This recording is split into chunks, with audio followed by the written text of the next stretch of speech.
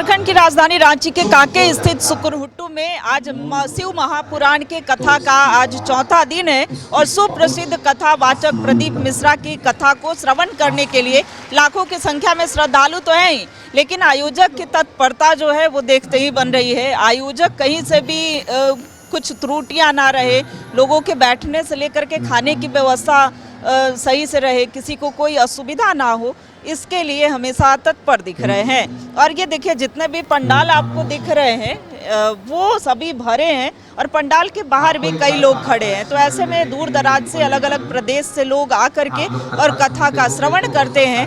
और चूंकि प्रदीप मिश्रा की कथा एक बार पुनः बता देती हूँ कि सुप्रसिद्ध कथावाचक प्रदीप मिश्रा की कथा जहाँ भी होती है वहाँ पर भक्तजनों का सैलाब उमड़ता है। विवेक जी, आयोजक में से भी आप एक हैं, कितने श्रद्धालुओं की भीड़ हो रही है, कैसे मैनेज कर पा रहे हैं? ये हम लोग शिवाला समिति के अंतर्गत करवा रहे हैं और ये पहले से प्लानिंग करके किया गया है, इसलिए हम लोग अभी कोई ज़्यादा प्रॉब्लम नहीं है। और भक्त लोग जो आए हुए हैं वो हम लोग को बहुत कोऑपरेट कर रहे हैं, चाहे यहाँ कथा स्थल पर हो, चाहे भंडारा पर हो या पार्किंग में, वो लोग बहुत सपोर्ट कर रहे हैं। कब से इच्छा थी कि यहाँ पर कथा का आयोजन हो? इच्छा तो बहुत दिन से थी, लेकिन अभी 1.5-2 महीना पहले ही मिला गुरु जी का, तो हम लोग यहाँ करवा रहे हैं कथा। प्रदीप मिश्रा से पहले से परिचित थे या कांटेक्ट किए? नहीं, कोई परिचित नहीं थे, कांटेक्ट किए थे टेलीफोन के जरिए, फिर जाकर वहाँ कथा लिए। सभी आयोजन व्यवस्थित तरीके से? आप लोग देखिए, आप लोग ज़्यादा बताइएगा। चलिए, जहाँ तक देख पा रहे हैं सभी व्यवस्था जो है वो दुरुस्त दिख रहे हैं। और भी आयोजन समिति के सदस्य हैं, रमेश सिंह जी हैं।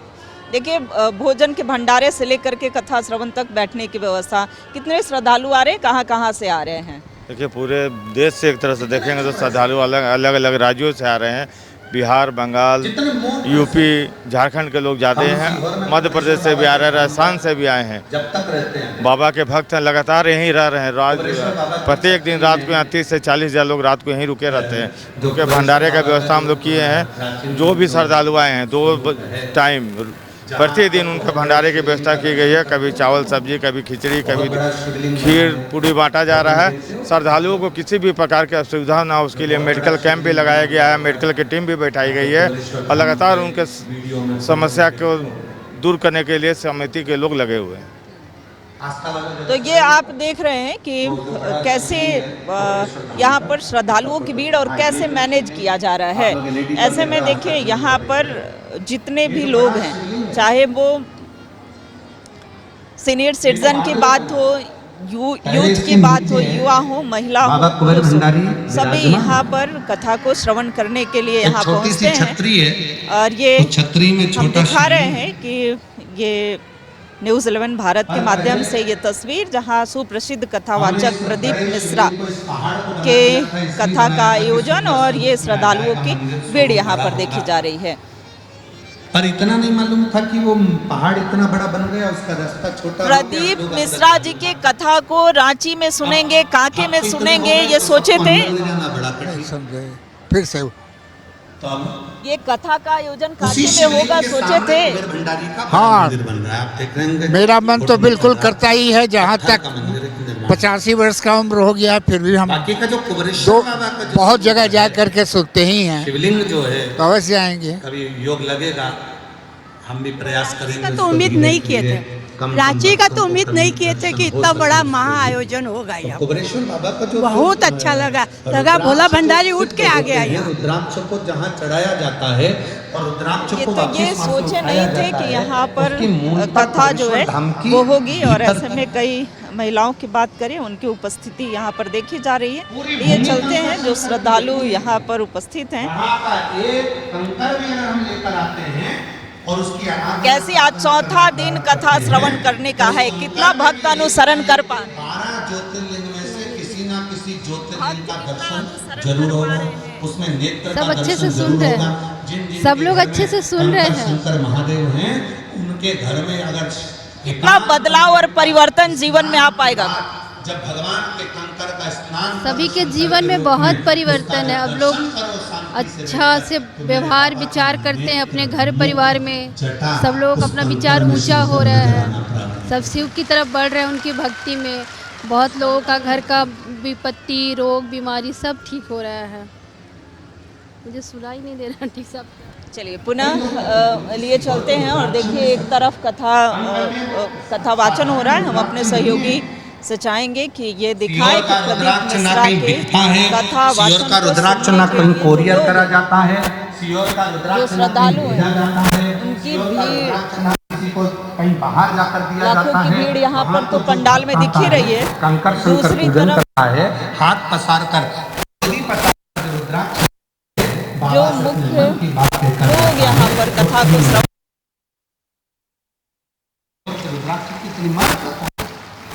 कथा सुन के जीवन में कितना परिवर्तन आ पाए।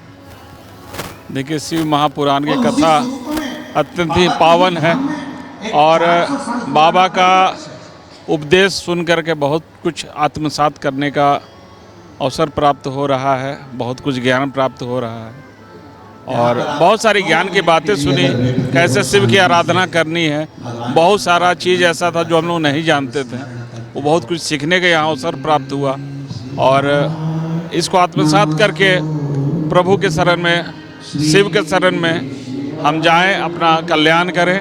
ओम नमः शिवाय, नमस्तुभ्यम।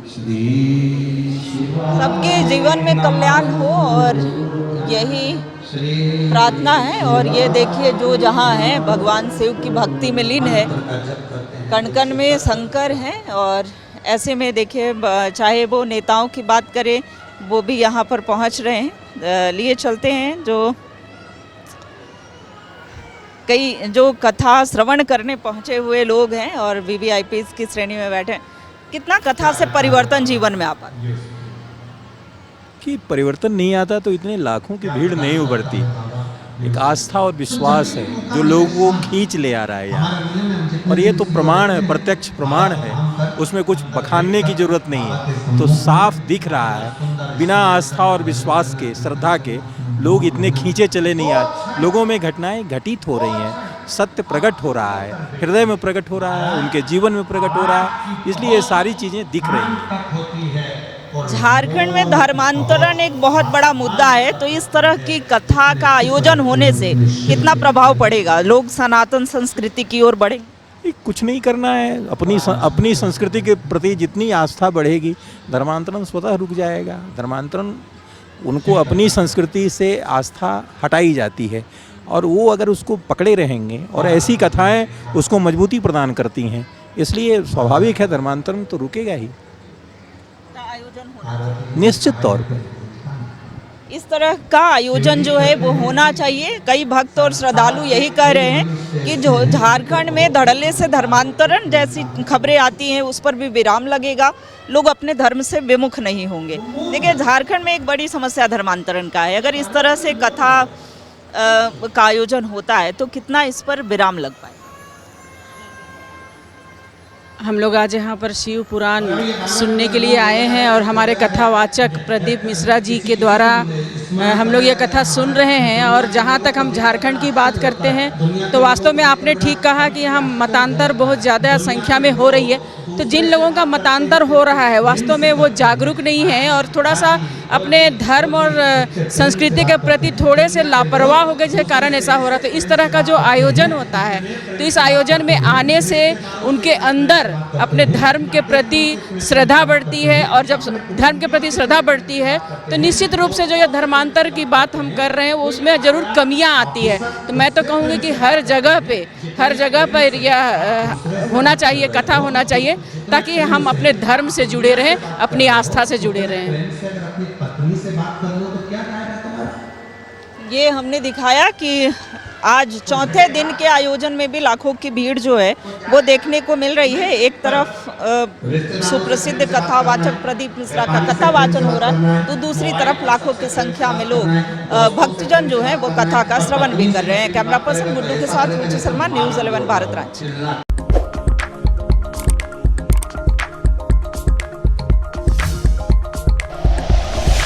Like and share videos, subscribe करें हमारा चैनल और प्रेस करें बेल आइकॉन। न्यूज़ 11 भारत, सच है तो दिखेगा।